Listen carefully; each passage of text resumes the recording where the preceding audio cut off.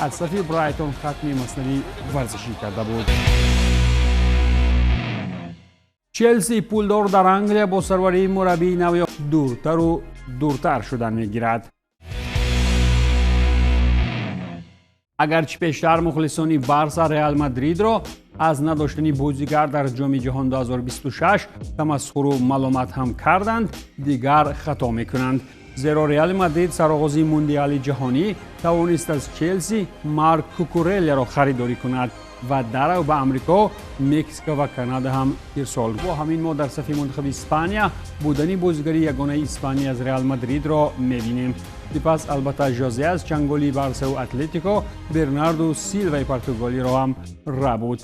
اکنون باشد دسته ژوزه اعلان کرد که دنزل دومفریس نیدرلندی رسما بازیگری دسته شاهی است. از برای دفاعگری 30 ساله ریال به اینتر میلان 20 میلیون یورو روان کرد و کارتنامه تا سال 2030 بست. از این پس دومفریس از مراکشی‌های شکست خورده در صف ریال صدا بلند میکند، اگر که البته از ترس یمال مثل کوکورلا پیشکی در کرسی احتیاطی قرار نگیرد. باواریا کمپانی باشد ناواسته از آنی که موسم قبلی لیگ چمپیون ها ماشین بودنش را نشان دادن نتوانست و وقتی برخورد با PSG به چرخ و محرک ماند، این روزانه تابستان ترانسفری با مقصد رفع کمبودی از فعالترین هاست.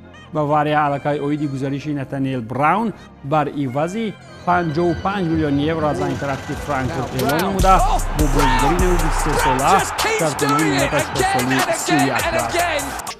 ولی برای باواریا چیز مانع نشد تا اوید این ترانسفر رسما اعلان کرده باشد. مهلت شرطنامه سایبری با باواریا باشد تا سال 31 بوده. با تیم نوش البته که او پس از انجام چمپیونات جهان همراه می شود. موسم قبلی سایبری با 15 گل و 8 پرتافت گلی در 27 بازی چمپیونات نیدرلند از میدان بیرون شد و در جام جهان 2026 باشد الکی 3 گل در 4 بازی دارد. مؤلفی زیباترین گل در مرحله گروهی جام جهان 26 که خود الدار شور بر روما 12.7 میلیون یورو ارسال کرد و با گلزنی 31 ساله سوپرلیگ ترکیه این ترکان با هم زبانان به کف کرد.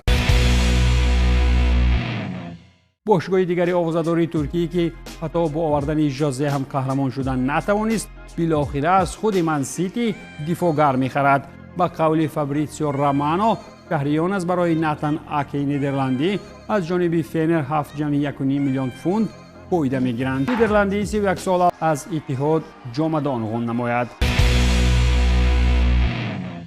یک بازیگر دیگری صاحب نامی که از منچستر به سوپرلیگ ترکیه رفت، این هم دروازه‌بان کامرونی یونایتد اندره آنانا می باشد. آنانا که موسم قبلی اجاره در ترابزونسپور بماند.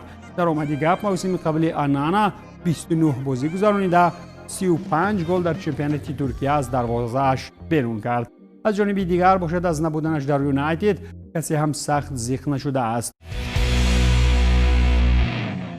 در بایترین چمپیونات فوتبالی قاره آسیا باشد گپ و خبر این است که ریاض محرز الجزایری با تیم الاهلی کارتنامه همکاری را بکار کرد. پس از 122 بازی بازیگر الجزایری در سطح تیم سعودی اکنون فرصت خیرآباد این نفر 35 ساله هم فرا می‌رسد. پس از 37 گل و 46 پرتافت گلی در سطح دسته شهری جده و همچنین عنوان قهرمانی در لیگ چمپیون‌های آسیا، محرز را باید دسته دیگر این منطقه در او شامل سیستم خود کند. زیرا اعلان آید ختم مسند ورزشی در تیم منتخب معنای آن را ندارد که از فوتبال باشگاهی هم کنار می رود. این بود پایان برنامه ترانسفر در عمل. تنسیت و پولدار باشید.